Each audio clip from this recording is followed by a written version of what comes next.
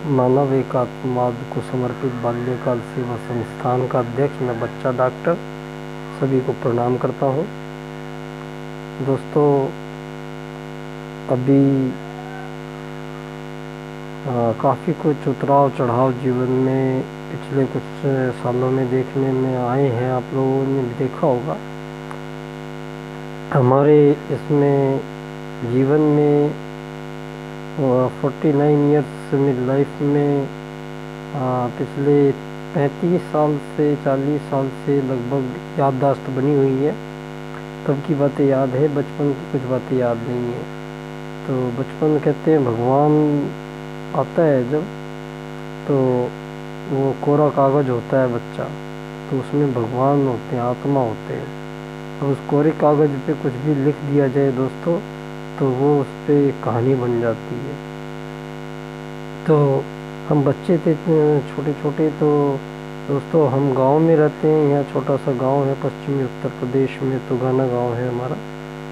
छोटी खेती बाड़ी है हमारी यहाँ पे, किसान हैं हम लोग। तो दोस्तों बचपन से ये किसान परिवार में काम करने का, रहने का, उनकी तकलीफ़ें जानने का मौका बहुत ज़्यादा मिला। तो एक ही चीज़ बचपन में सुनाई देने लगी थी कि भाई पैसे की कमी है लोगों के पास, ये गरीब है, ये अमीर है, ये गरीब। उससे पहले पता नहीं था कौन गरीब होता है कौन अमीर होता है, लेकिन पैसे की जब साधन तो थे नहीं दोस्तों उस टाइम में। बचपन में हम आदान प्रदान चीज़ों का होता था, पैसे गांव में इतने होते नहीं थे किसी के पास। जैसे हमारे पास अनाज बोते हैं हम, तो अनाज लेके जाते थे दुकान पे, सब्जी वाले को सब्जी ले आए, दाढ़ी बनाने वाले को साल भर में अनाज देते थे, वो सब की दाढ़ी बनाता था। और जो भी घर की चीज़ें थी, जो भी हमें चाहिए होता था जीवन में, तो हम अनाज के बदले वो चीज़ ले लिया करते थे दोस्तों। तो साइकिल नहीं थी उस टाइम पे, घड़ियाँ भी एक दो कोई हमने देखने को मिली, साइकिल भी देखने को एक आधी मिली। फिर धीरे धीरे को मोटरसाइकिल, स्कूटर चले, ये दिखाई देने लगे। फिर बसें वगैरह, ट्रकें वगैरह, ये सब देखने लगे। थोड़े थोड़े बड़े हुए तो, लेकिन बड़े होते टाइम ही मतलब दिमाग में A for apple, B for boy, ABCD हमारे पढ़ानी हमें शुरू कर दी गई थी। तो इसका मतलब हमारे से जो पहली वाली पीढ़ियाँ थी, 2-3 पीढ़ियाँ, वो अंग्रेज़ों की तरह अंग्रेजियत उनको माफ़ी खाने लग गई थी।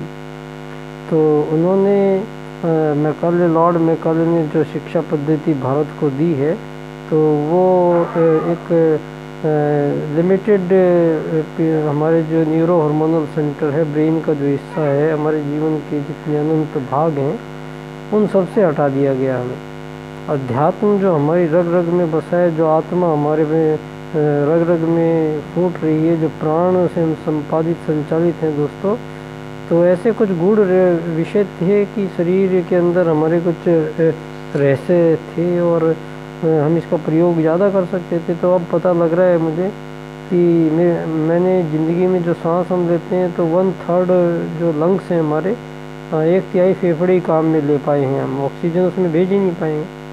और ब्रेन का हम 3-4-5% से ज़्यादा हिस्से को हम सक्रिय नहीं कर पाए दोस्तों। तो ये एक ऐसा प्रश्न चिन्ह मेरे दिमाग में है दोस्तों कि ये कितना गहरा षड्यंत्र मानवता के खिलाफ कैसे कर सकता है। हमें ये अधिकार क्यों नहीं मिला कि हमारा दिमाग ज़्यादा चले, हमारे दिमाग में कुछ ज़्यादा चीज़ें भरे। तो इसका बचपन में धर्म, अलग अलग धर्मों की लड़ाइयाँ बचपन में ही सुनी थी।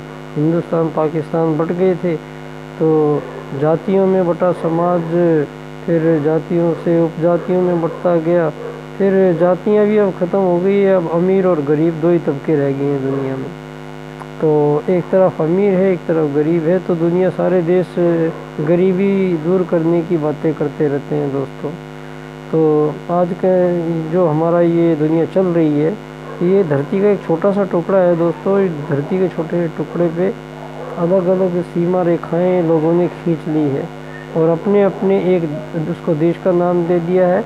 और धरती पे अवैध अतिक्रमण एक तरीके का कर लिया है उन्होंने, और उसको आज़ाद देश का नाम दे दिया है। अब उस देश के ज़मीन के नीचे कोई पदार्थ आ गया है या कोई ऊपर पदार्थ आ गया है, जो भी पदार्थ है, तो वो उसको अपना पदार्थ कह रहे हैं दोस्तों। और वो पदार्थ क्योंकि यहाँ धरती पे जितने भी मानव में जन्मे हुए हैं, जिंदा लोग हैं, तो वो सब एक जैसे ही हैं दोस्तों। उनकी सबकी एक स्थिति है। वो एक बार उन्होंने जन्म लिया है, किसी घर में छोटे बच्चे होते हैं, फिर धीरे बड़े होंगे, फिर जवान होंगे, बूढ़े होंगे और मर जाएंगे, चले जाएंगे। तो यहाँ उस टाइम आज़ादी का बहुत शोर हुआ दोस्तों। तो ये आज़ादी अब समझ में आ रहा है कि आज़ादी से महत्वपूर्ण चीज़ क्या है जीवन में। तो आज़ादी से महत्वपूर्ण चीज़ समझ में आई दोस्तों। राजनीति में अपनाया गया वाद क्या है, राजनीति का मतलब आपके मूल्य सिद्धांत क्या है। तो दोस्तों ये धरती यूं ही नहीं बन गई है अपने आप, इसको बनाने वाला कोई सृष्टा है, और किसी बिना किसी सृजता के कोई सृजन हो ही नहीं सकता है, ये आप भी समझते हैं।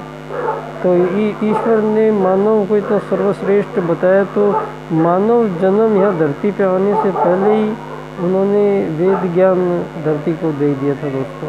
तो धरती पे पहले वेद ज्ञान आया दोस्तों, आप ये क्लियर कर लीजिए पहले। धर्म, अर्थ, काम, मोक्ष, क्योंकि मानव सर्वश्रेष्ठ प्राणी है, वो धरती पे आता किस लिए? केवल मोक्ष प्राप्ति के लिए।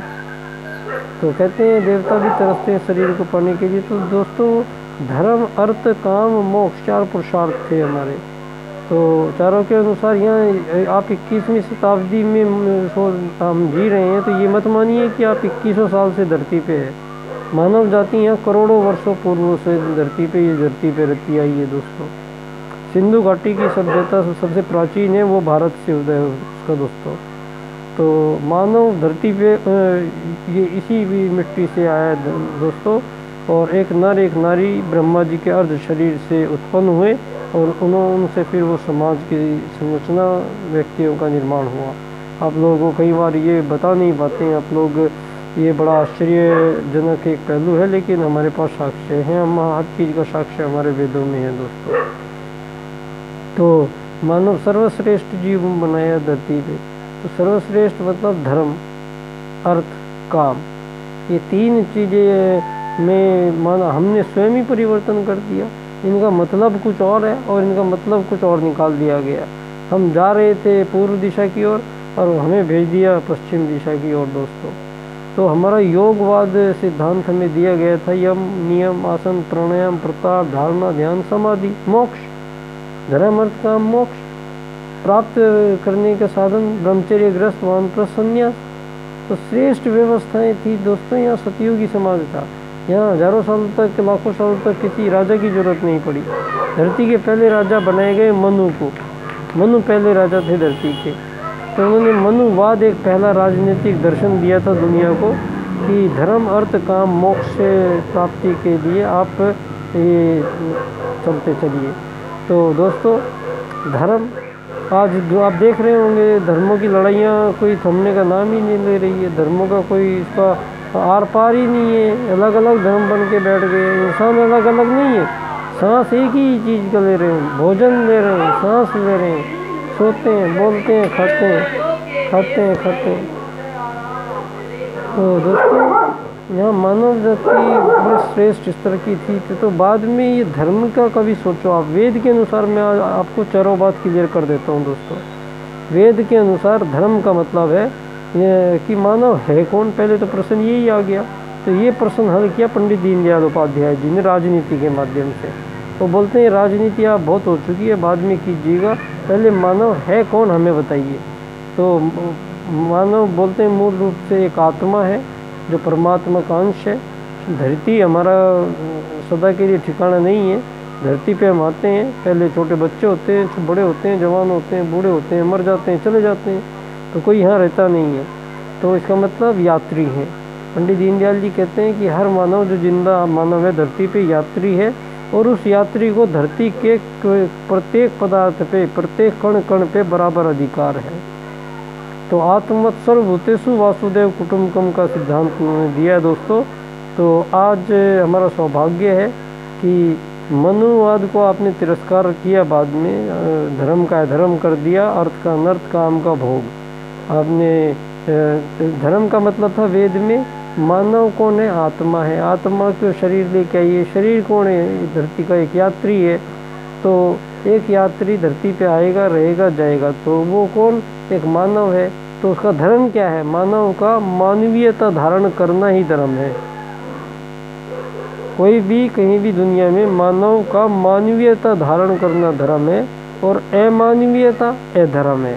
बस सीधी सी बात है, और इसमें कोई ज़्यादा गहरे जाने की ज़रूरत नहीं है।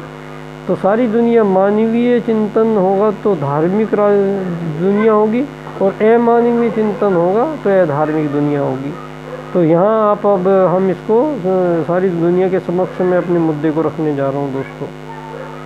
वेद में अर्थ का मतलब, आपने वेद में अर्थ का मतलब निकाला कि धन, रुपया, पैसा, सोना, चांदी, हीरे, डॉलर, रुपया, रूबल। तो दोस्तों वेद में अर्थ का मतलब ये नहीं है।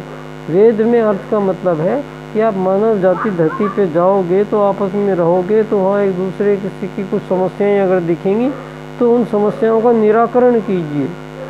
निराकरण का मतलब है अर्थ कीजिए। तो मानव ने निराकरण करने के चक्कर में ये अमीर गरीब मालिक नौकर का खेल खुद ही शुरू किया है दोस्तों। इसमें ऊपर वाले का कोई दोष नहीं है।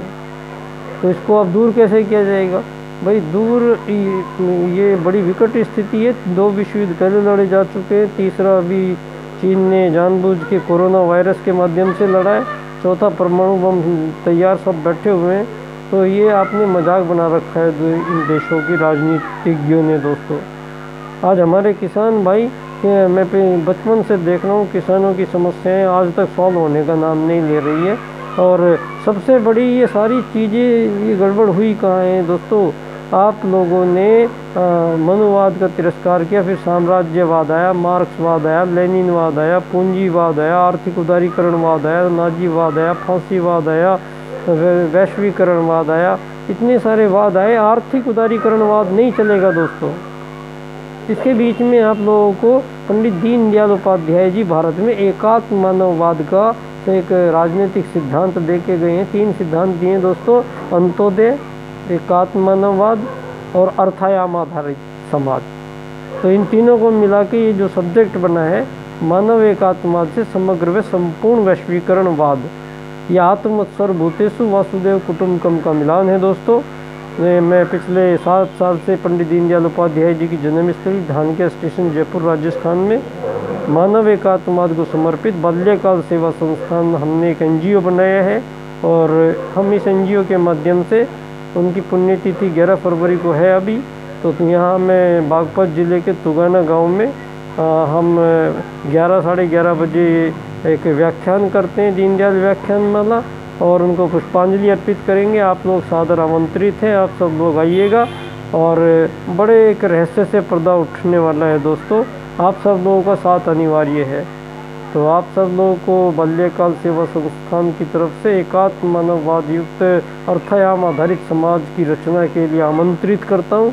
आप सब लोग मेरे इस संगठन में जुड़े। और यहाँ हमने दीनदयाल जी का एक संगठन इसी का एक परिप्रेक्ष्य में चलेगा, एकात्म मानववाद दीनदयाल उपाध्याय विचार क्रांति संघ नाम से हमने एक संस्था और चलेगी हमारी। तो हमें विश्व न्यायालय तक जाना है दोस्तों ये मुद्दे को लेके। तो मुझे अब आपकी आवश्यकता पड़ेगी। धन्यवाद। मैं बच्चा डॉक्टर बाल्यकाल सेवा संस्थान का अध्यक्ष सभी को प्रणाम करता हूँ। आगे बने रहेंगे साथ में।